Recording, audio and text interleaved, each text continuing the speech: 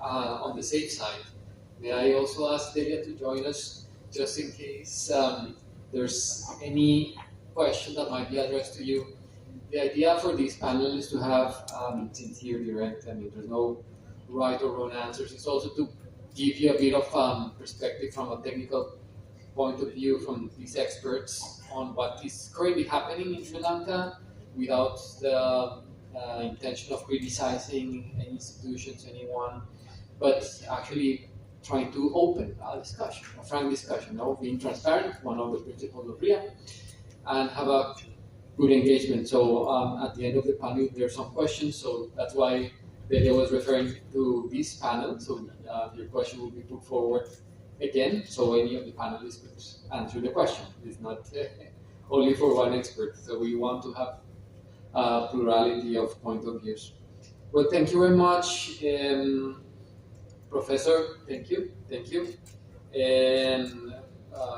Mr. Ruan Kumara. Thank you, and Dr. Mubarak and Delia. Let me start with Dr. Mubarak. We have some. The microphone is over there, and this question came while we were having a discussion the other day with my colleagues, and is it working?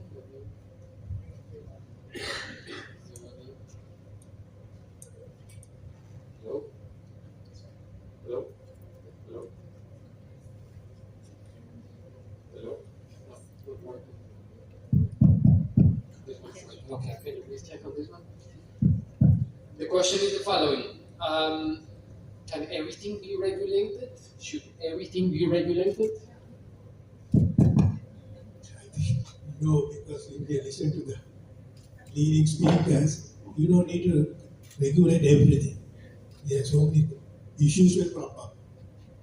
Basically, if you want to regulate everything, you need facilities, testing facilities, human resources, trained human resources, and also the cost will be very, very high. So you have to be very selective to regulate what are the things we should regulate. As the lead speaker mentioned a lot of things, we will touch upon something. What should be regulated, not everything. Thank you, Doctor, for the answer. The next one is for Mr. Kumara. Yes, so Mr. Kumara, in your opinion, who pays the price for a bad regulation? Who suffers the consequences? Thank you, Jairo, for inviting me for this panel and giving to an Minister of Science and Technology. I'm a bit excited. I'm in front of a very high caliber audience here. I think to start with, there is no doubt that regulations are essential. They are the rules of the game, which ensures fairness and order in society. To enable this, regulations play some key roles. Some of them were told by Ilya also. So, number one, a regulation will protect consumer rights, public health, and environment. Then ensure fairness in competition, ensure level playing field, avoid market abuse. Then provide stability and predictability to the economies and industries. Reduce risks in critical areas like food, medicine, energy, and construction sectors. Maintain quality and service standards of goods and services. Then align local regulations with international regulations. Number 7, hold businesses and authorities responsible and accountable for the decisions taken. Finally, provide social justice by protecting vulnerable groups, especially laborers, workers, low-income groups, children, women, and so on and so forth. So these are the reasons why we have regulations. Without these regulations, the industry, the society, public, and daily life will fall into chaos. So, I mean, the very purpose of regulation is to ensure all this happens. Having said this, I'll take a little more time. Having said this, regulation shall not be roadblocks. They have to be guardrails only, in my opinion.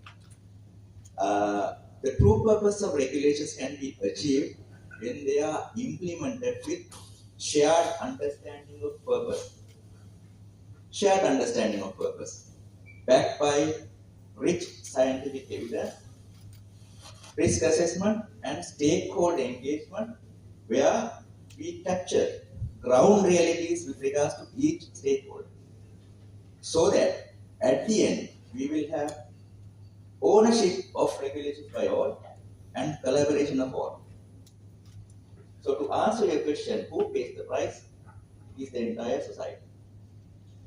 For businesses, it can be unnecessary costs, uncertainty, and sometimes compliance becomes practically impossible, especially for MSMEs, micro, small, medium, and medium enterprises. Practically impossible. For governments, when they have challenging implementation, they will lose trust of public trust, loss of public trust, and affect stability of the economy. Right? For consumers, again, it can be increased costs, reduced choices, or sometimes lower grade of goods and services. So, at the end, if you don't formulate regulations effectively, it will not serve the very purpose of regulations, which is ensuring fairness and order in society. So, I think from that perspective, what we are doing here, regulatory impact assessment, which I've been trying since 2016, and we had a regulation which was not practical and implementable. We have been asking, trying for a regulatory impact assessment to be done on all regulations. We have gone to so many ministries and all that, to be honest with everyone. And when we have it, we will have scientific risk-based assessment, risk assessment, stakeholder engagement, and finally, we will have a sort of fairness in society, at the same time sustainable economic growth. Thank you very much, Mr. Kumar. Those were very insightful comments, and I mean, I wouldn't put my personal perspective, but I think you will find people that will agree with you on the points that you mentioned. How at the end is the entire society who pays the price, and if you have a bad regulation or bad regulatory process, you lose the public trust. Similarly, you mentioned on the ethical side, and that gives you this, at least for me, the basis for the next question to Professor Amal, which is, what is the relationship that you could find between regulations and red tape, or bad regulations, let's say, regulation? So, in the same line, what would be the relationship between the red tape and corruption? Yes, again, thank you for the invitation to UNIDO and the ministry. Pleased to share some of my experiences. My experiences comes from the service sector, particularly the transport services, and not so much from the products. I think the theory is that regulation is the instrument by which the government protects the public at large, particularly from profit-oriented enterprises. And therefore, you need to have these legal measures to ensure that the people are protected. And I think we also need to look at the other side of the coin, whether at times we need to protect the people from the regulators themselves, because regulation can be used as a heavy weapon, and instead of actually facilitating what is best for society, for industry, for the country at large, for our exports and so on, it can be used as a measure of control. What I have seen is that bad regulation can be two ways. One is when it gives people to act as gatekeepers, to use it to actually prevent what is good from happening. So therefore, you use regulation to prevent something that the industry wants, an innovation maybe, a new market maybe, and actually prevent good from happening. We also have the situation where there is no regulation. The regulator is there, but there is no regulation. And then also we have room for corruption, where political authorities can use that space, that unregulated space, to do as they like to different parties, can be dealt with separately. So I think transparent, consistent, legally enforceable regulation is required, but not what gives unnecessary power and control. And I think we need to move away from the word control. I think that's the first word that came out about regulation. I would like to see the regulators be more facilitating, more coming alongside and helping to give more value and benefit to the citizens of this country, both individual and corporate, rather than being the heavy-handed sort of, controller, the monitor of standards. Thank you very much, Professor. I was just wondering when we were discussing this, and obviously there's, because it's as you said, a very strong tool or weapon to use to tackle a problem. So I can perhaps ask Delia, in a very short sentence, how do we know when we are having a good regulation? If it's possible. I know that you're going to explain in detail, but okay, 2 sentences. How do we know if it's a good? Yeah. Well, if the regulation serves a real purpose. I think that's the key. If I'm clear on what is the objective, and if I manage to achieve that objective. If there's no proof of that achievement, I can be certain that there's something wrong with my regulation. Thank you. May I follow up on Please, that? please, Doctor. Thank you. See, WTO clearly specifies 5 reasons where you have to make technical regulation. First one, of course, basically for security reasons. For national security, you can. For example, we regulate the imports of nitric acid, which can be used as explosive. It's being regulated. Although it's being used in matchboxes, but then you have to get permission to import that. That is for national security, and it has to be done. That is possible. And there are reasons like, for example, drug is a big issue now. We talk about ice and things like that. A lot of people don't know the precursor chemicals which can be used to make these drugs are regulated. Normal chemicals like acetone, acetic anhydride, acetyl chloride, sulfuric acid, these are used to manufacture ice and so many other drugs. So they have been regulated. So industry may suffer, but it has to be regulated because we're looking after society.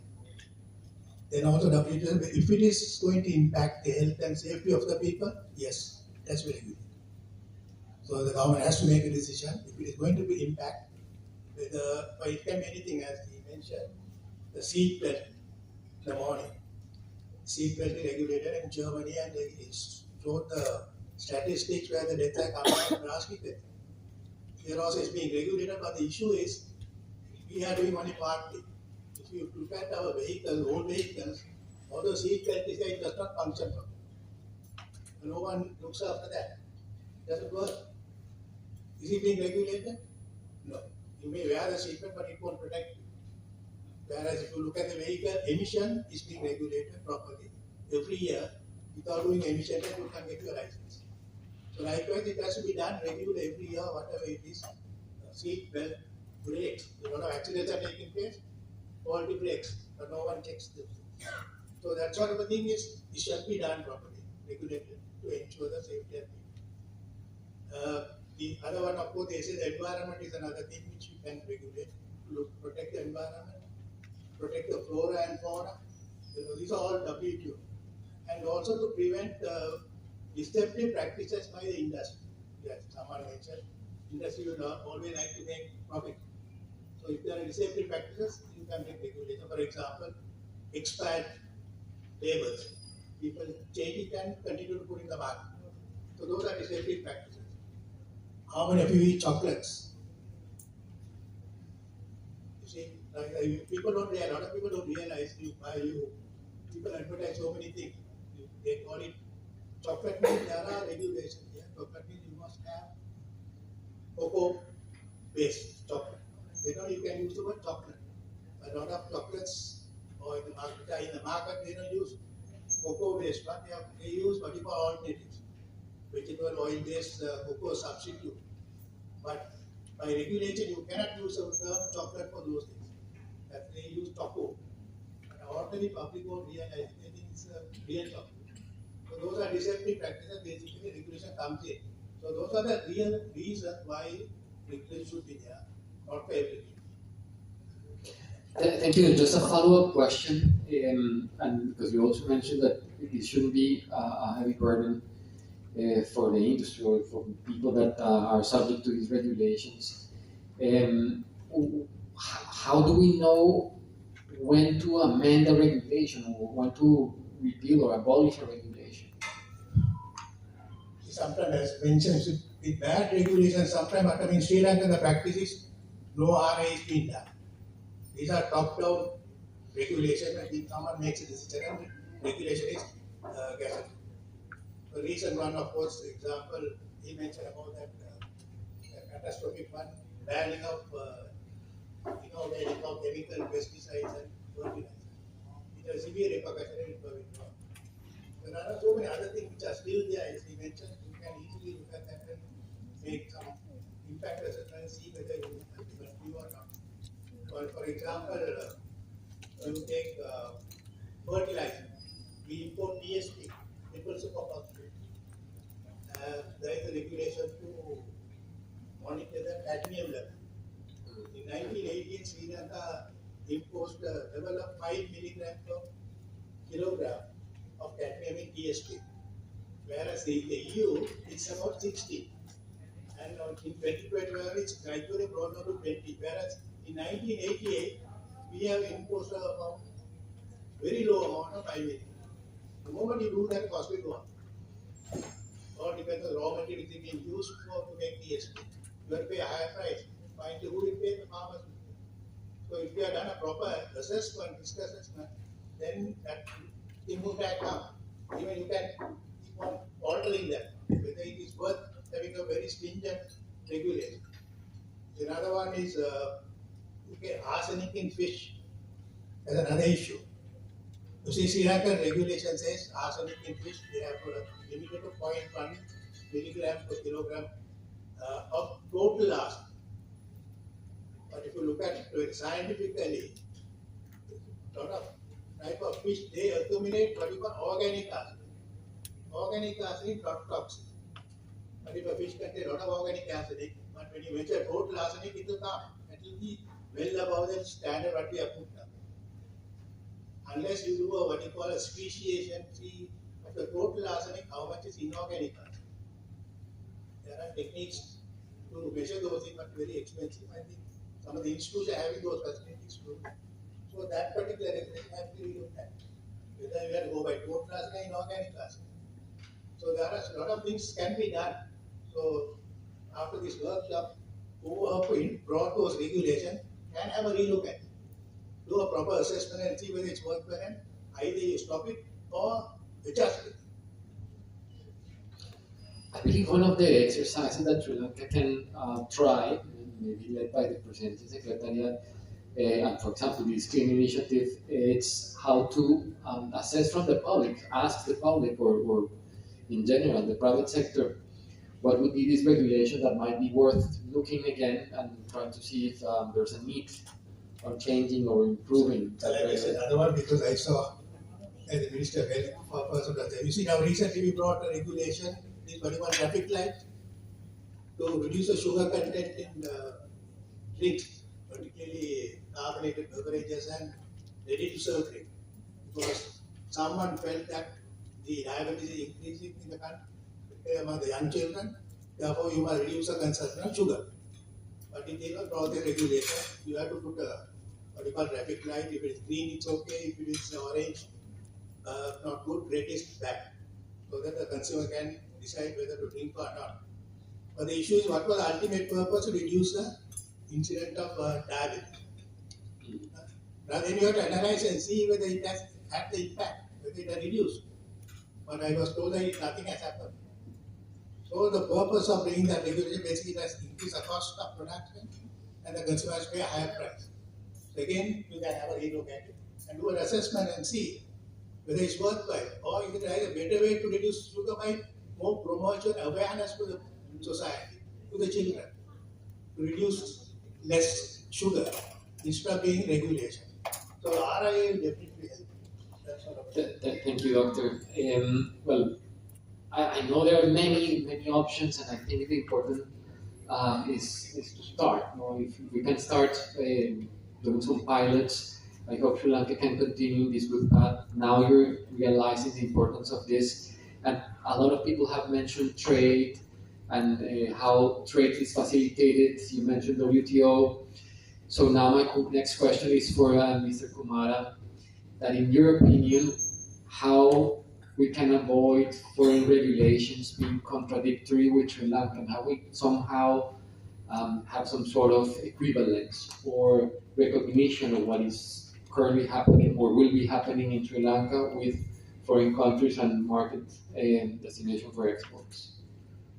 Thank you. It's a very good question. And first of all, I would like to thank Dr. Mubarak for giving some examples in the food sector, which we are faced with, to be honest.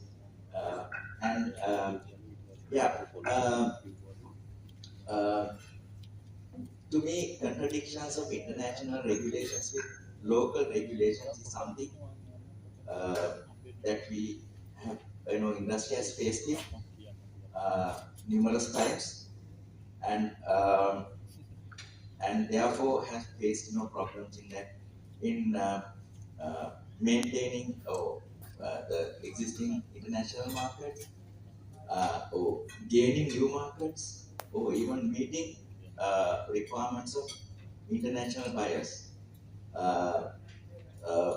Not only contradictions with international regulations, we are faced with contradictions between regulations within Sri Lanka as well, to be honest. So these contradictions ultimately affects the entire society. Duplication of compliance and therefore increased costs, and not able to meet international requirements, and it has become a trade barrier at the end. So your question is how to avoid this. I think we are in the right forum. Regulatory impact assessment is one of the means that we can achieve that. Because regulatory impact assessment is scientific risk assessment, evidence-based, and wider stakeholder engagement. And therefore, if we implement it properly, we'll be able to identify contradictions well in advance before the regulation is implemented, so that the local authorities who are formulating the regulation formulation committees can take those into account and develop necessary strategies For example, if particular food standard or international standard require a particular testing method for which we don't have local capability, and if it is cost prohibitive, then we have to look at alternative options. And it can be adaptation or adoption of a particular method and getting alignment with the international organization or authority to accept that.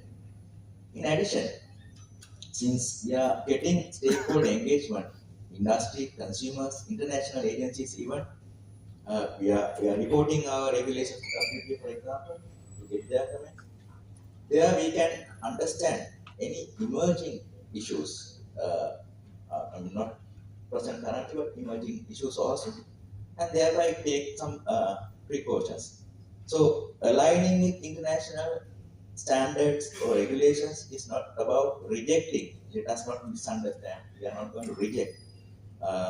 We are going to customize or align with that from the thoughtful process of local circumstances and processes. At the end, we will have regulation which is harmonized, and therefore we can assure that industries can continue to do business. Of course, industries are here to make profits, so and therefore they can continue doing businesses while protecting the society and ensuring the economic growth or sustainable economic growth of the country. Thank you, Mr. Kumaran. I have a question for Delia, and it's now complementing what it's related to trade. Knowing we have the World Trade Organization, Sri Lanka is a member of WTO, as a part of the obligations, the countries need to report any technical regulation that might constitute a barrier to trade. Dr. Mubarak mentions these 5 areas in which a country can establish regulations that can become a technical barrier to trade, but are based on the defense of national interest. But what happens, then you have a repository, you have like an inventory of your technical regulations. What about the ones that are not technical? The rest of the regulations, usually, are there some way in which people can understand, okay, this is a complete list, for example, per ministry, that this ministry is having this exact list of regulations, or what would be your recommendation on how people can understand, or even regulators can understand, which ones are the regulations that are in effect? Yes.